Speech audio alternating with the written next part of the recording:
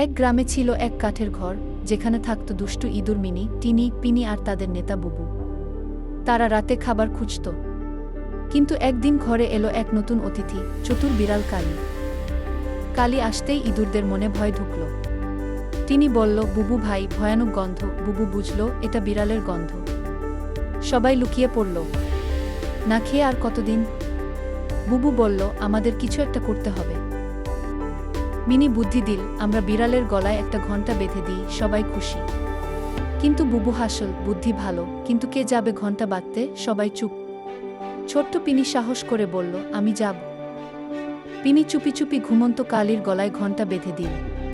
পরদিন কালি হাঁটতেই টিং টিং শব্দ। ইঁদুররা শুনেই লুকিয়ে পড়ত। কালি রেগে গেল, কিন্তু কিছুই করতে পারল না। এভাবেই বুদ্ধির জোরে ছোট ইঁদুররা বেঁচে গেল।